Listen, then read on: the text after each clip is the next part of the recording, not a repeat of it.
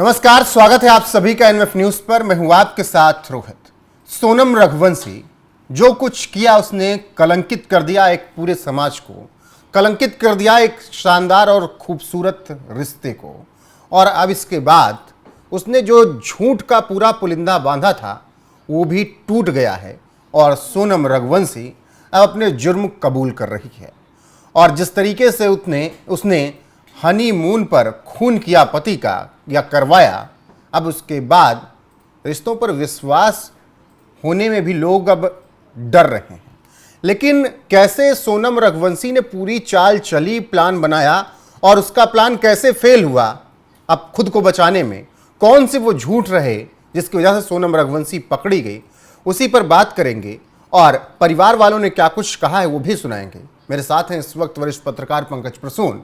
पंकज जी, सोनम ने तो बहुत अच्छे से पूरी प्लानिंग कर रही थी। ऐसा लगता है कि क्राइम पेट्रोल का 1-2 एपिसोड उसने तैयार कर रखा था और सब कुछ सीख रखा था। लेकिन कहाँ गलती हो गई, या फिर कहते हैं कि हत्यारा कहीं ना कुछ तो छोड़ ही जाता है। कहाँ गलती हो गई सोनम से जो पकड़ी गई? देखिए रोहित, आज के डिजिटल युग में क्राइम करके बचना बहुत मुश्किल है। पता नहीं लोग क्यों नहीं समझ पाते। हर क्रिमिनल को ये लगता है कि वो बच जाएगा या बच जाएगी, लेकिन बहुत रेयर ऐसा होता है कि सचमुच में कोई बच पाता है। अब ये सोनम को देखिए, इसने पूरी प्लानिंग की थी, सब कुछ ठीक था, लेकिन लगातार ये गलतियां कर रही थी जिसका इसे एहसास नहीं था। गलती नंबर 1, जब मर्डर हो रहा था और वहां जब ये खड़ी थी तो इसका मोबाइल ऑन था। इस वजह से पता चल गया कि जिस वक्त हत्या हुई और जहां पे हत्या हुई वहां पे सोनम थी या नहीं थी, पहली बात तो पता चला। दूसरी गलती इसने ये की कि मर्डर वाली साइट से सास को फोन करना, माफ कीजिए, सास का फोन आ गया और इसने पिक कर लिया और 10-15 मिनट बात की अपने सास से। वो ये कह रही है कि मैं चढ़ाई चढ़ रही हूं और मैं उपवास पे हूं। पूरी कॉल रिकॉर्डिंग जब पुलिस ने निकाली है उसकी, तो ये बार बार ये कह रही है कि मैं तो उपवास कर रही हूं, खाना खराब है ये। और जिस होटल में ये ठहरी थी उस होटल के मालिक से जब पूछा पुलिस ने, तो उसने कहा कि हाँ, आप 3 बजे के आसपास आई थी, उसने खाना ऑर्डर किया और भरपेट खाना खाया इसने। मतलब कि मर्डर करने के बाद ये होटल गई और वहां खाना खाया और तब सामान लेके वहां से निकली। तो लोकेशन, मोबाइल रिकॉर्डिंग, मोबाइल में साफ से झूठ बोल रही थी। और तीसरी बात कि राजा की हत्या करने के बाद उसके मोबाइल को वहीं पास में फेंक देना। तो इससे यह तो पता चल गया कि कहां पे राजा का मोबाइल ऑफ हुआ था, स्विच ऑफ हुआ था, कहां तक आखिरी लोकेशन था जहां ऑन था। तो उस लोकेशन में सोनम का भी फोन था और उसी वक्त इसका फोन ऑन था। पोस्टमार्टम रिपोर्ट में साफ साफ आ गया कि 2 से 3 बजे के बीच में हत्या हुई है और 2 से 3 बजे के बीच में सोनम का मोबाइल लोकेशन उसी जगह पे था। और फिर उपवास वाली बात, तो यह शक हुआ पहले पुलिस को। उसके बाद एक गाइड था जिसका नाम था अल्बर्ट पैड। उसने पुलिस को बताया कि हाँ, 23 तारीख को मैंने देखा था इस लड़के लड़की को, दोनों को, लेकिन इनके साथ 3 लोग और थे। जिस दिन मर्डर हुआ उस दिन की बात वो बता रहा है कि 10 बजे ये निकले हैं और वो तीनों लोग आगे आगे चल रहे हैं, बीच में राजा है और उसके पीछे पीछे सोनम चल रही है, और जिस डायरेक्शन में जा रहे हैं उसने बता दिया कि इस तरफ जा रहे थे। नहीं, खबर तो आई कि 1 किलोमीटर के अंतर में ही रुके थे। मतलब जहां पर इन लोगों का रिसोर्ट या होटल था उसी से 1 किलोमीटर आगे पीछे उन तीनों का भी था। और पल पल के अपडेट सोनम देती थी, लाइव लोकेशन शेयर करती थी। लोकेशन शेयर कर रही थी वो। सोनम अपने मोबाइल से लोकेशन शेयर करती। इसलिए मैंने कहा ना कि डिजिटल युग में आप जितना सुविधा है उतना आपके पकड़ाने के चांसेस भी ज्यादा हैं। आप मोबाइल लेकर साथ में चल रहे हो तो हर किसी को पता है कि आप कहां पे, किस लोकेशन पे हो। ठीक है पंकज जी, आप गाइड की बात पर आए, लेकिन उससे पहले फोन कॉल का जो जिक्र कर रहे हैं, सास और बहू के बीच बात हुई थी, वो सुना देते हैं। फिर गाइड ने क्या कुछ बताया उस पर चर्चा करते हैं। हाँ, मैं सब चढ़ाई कर रहे हैं, हम ऊपर चढ़ गए फिर फोन लगाते हैं। और आज तो उपवास होगा फिर? मेरा तो उपवास है ना, मेरे को 2-3 बार बोल दिया हाँ ना मैं घूमने के चक्कर में अपनी ग्यारस थोड़ी तोड़ूंगी। हाँ, तो कहीं दूध लस्सी जो भी मिल रहा हो उपास का सामान वो खा लो। अब पहले ऊपर तो चढ़े, जंगल में है, यहाँ से आप कुछ मिलेगा। ये जंगल है, पता है, घोर जंगल है, एकदम खड़ी चढ़ाई है, चढ़ना मतलब उतरना भी खड़ा ही है और चढ़ना भी खड़ा ही है। पंकज जी, जिस फोन ये- कॉल की आप जिक्र कर रहे थे वो यही कॉल था। ये जो बोल रही है ना कि चढ़ना भी खड़ा उतरना भी खड़ा है, ये मर्डर लोकेशन से ये बात कर रही है। उस वक्त बिल्कुल टाइमिंग पुलिस ने उसके जो पोस्टमार्टम रिपोर्ट में मर्डर का समय है और ये कॉल जो बात हो रही है, दोनों का समय एक प्रकार का है। या तो फोन कॉल के जस्ट बाद मर्डर किया होगा या मर्डर करने के बाद जस्ट बाद फोन कॉल आया होगा, बस वही है ये। हाँ, और वहां पे ऑन है इसका मोबाइल। पुलिस को लोकेशन मिल गई कि जहां पे मर्डर हुआ, जिस वक्त मर्डर हुआ वहां पे सोनम का मोबाइल ऑन था। मतलब ये झूठ दूसरा मैं गाइड जब की बात कर रहा था। जांच के दौरान ये झूठ पाया गया। पता चला ना कि उपवास, सबसे पहले तो शक हुआ कि इसने कहा कि उपवास, ये कॉल रिकॉर्डिंग में। और होटल जहां ठहरे हुए थे वहां पूछा तो इसने कहा कि नहीं 3 बजे खाना ऑर्डर की थी और खूब भरपेट खाया था। तो ये पुलिस को लगा कि यार सास से उपवास बोल रही है, यहां खाना खा रही है।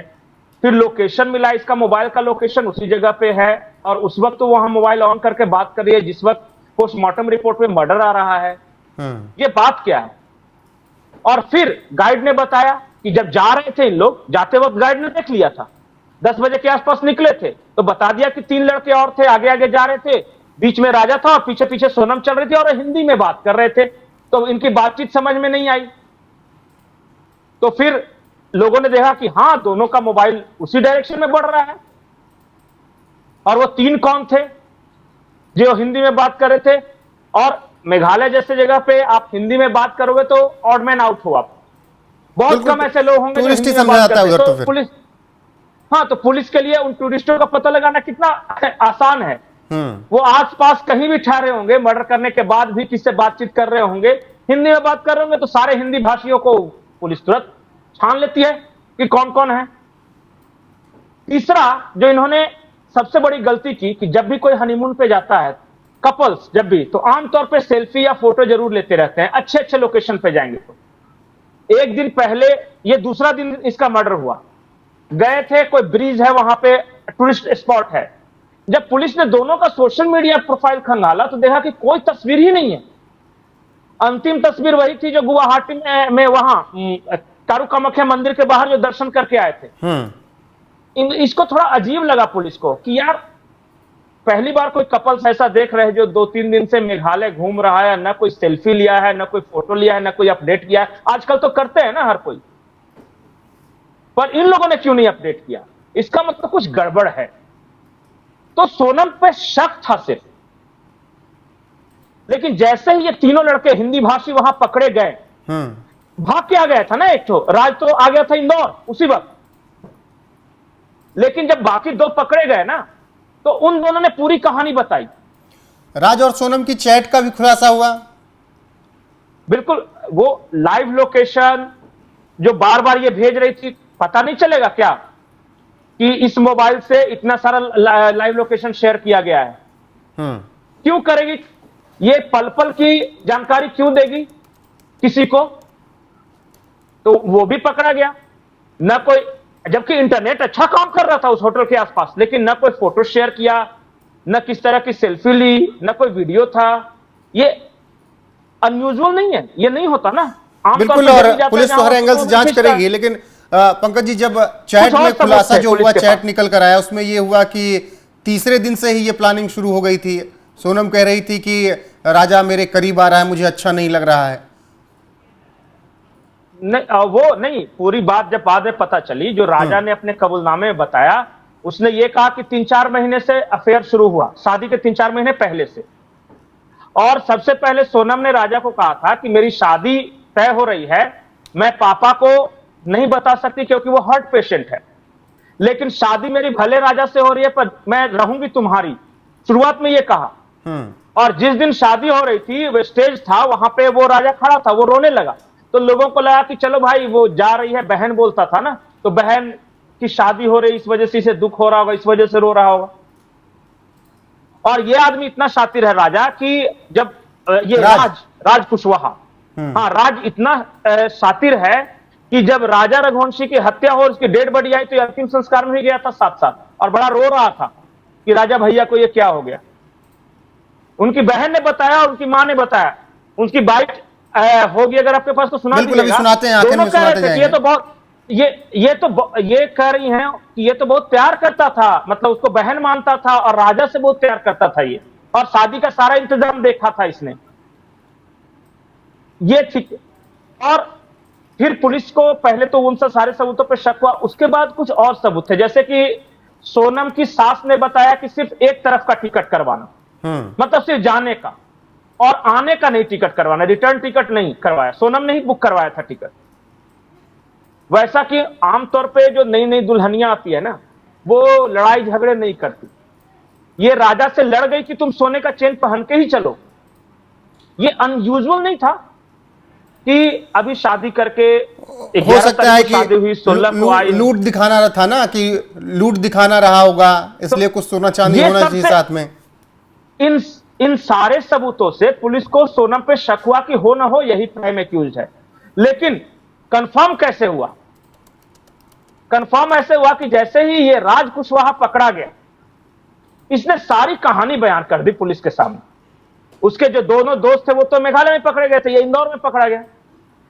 और फिर एक चौथे शख्स का नाम आया जो कि सागर में जाके पकड़ाया है, वो शायद कोई उपेंद्र कुर्मी या इस तरह करके नाम है, वो लड़का छोटा सा है।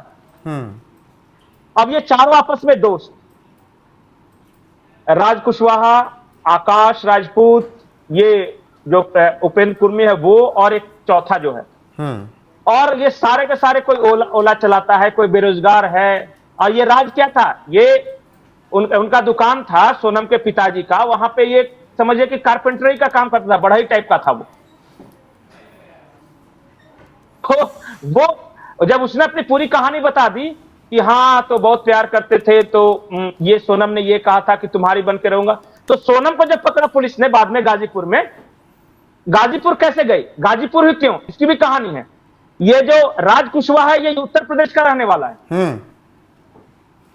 और इसी ने कहा था कि तुम उत्तर प्रदेश के रास्ते जा, पूरा इसको पता है ना वो इलाका।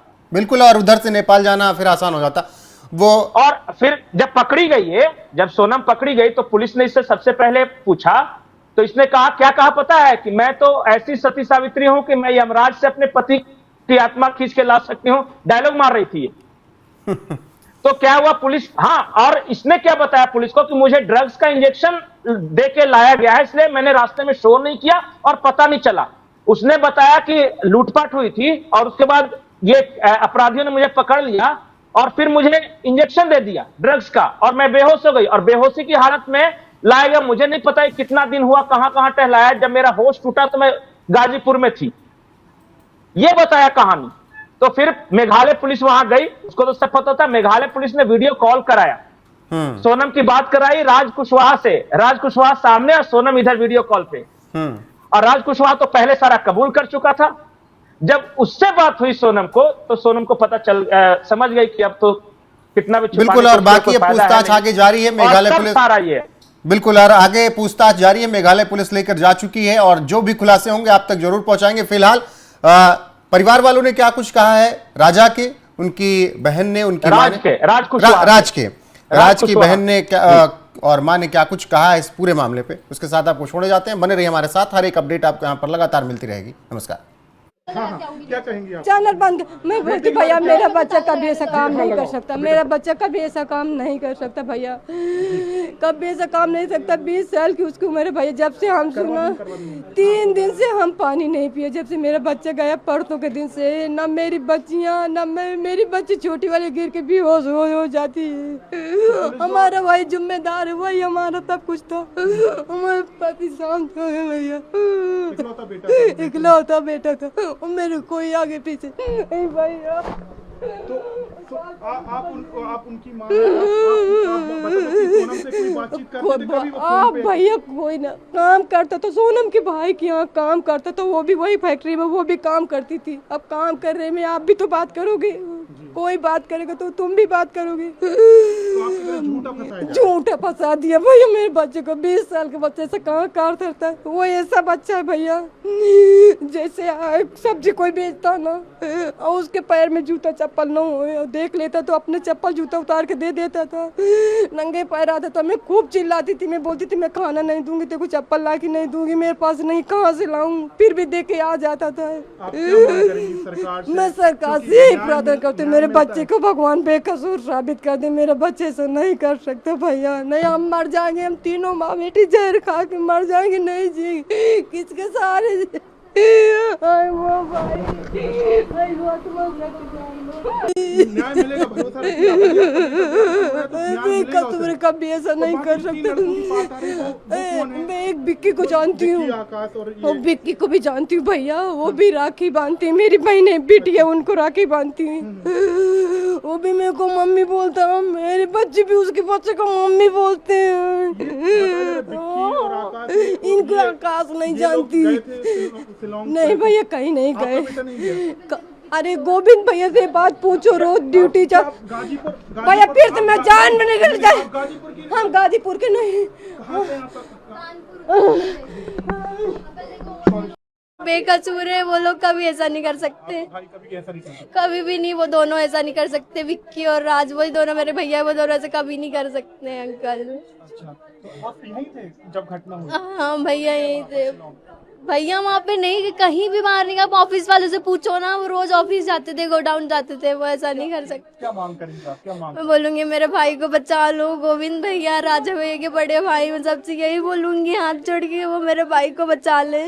उनके साथ पूरी फैमिली है, लेकिन हमारे साथ कोई नहीं है हमारे भाई के अलावा। फंसाया जा रहा है, मेरे भाई ने ऐसा कुछ नहीं किया। सामने गाजीपुर के आप लोग रहने वाले हैं, वहाँ के कोई गाँव तो अंकल गाजीपुर एक ही नहीं है, बहुत सारे गाजीपुर है। पता नहीं दीदी कौन से गाजीपुर से मिली है, हम लोगों को तो नहीं पता ना। कौन से वाले गाजीपुर से हैं? तो हम लोग फतेहपुर के पास जो गाजीपुर है, हम वहाँ के रहने वाले हैं। हमारा गांव रामपुर है, गाजीपुर के काफी आगे है हमारा गांव। बात होती थी, लेकिन वो नहीं था।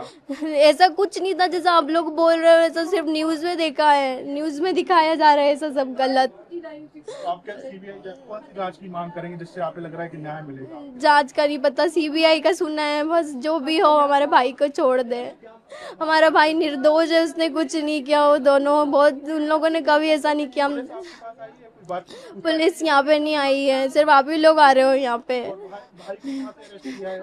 भैया को विक्की भैया, ऐसा हमको पता नहीं है, लेकिन वो विक्की भैया के घर पे था। तो भाई से कब से आखिरी बात क्या हुई थी?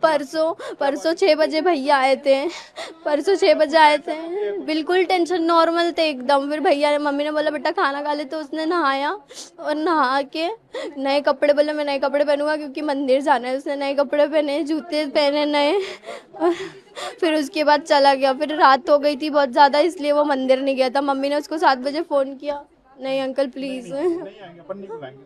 हाँ, कोई नहीं आएगा, कोई नहीं आएगा। मैंने 7 बजे मम्मी ने बात की थी, तो उन्होंने बोला कि मम्मी रात बहुत हो गई थी, रात ज्यादा हो गई थी। हाँ, तो वो मंदिर नहीं गया था।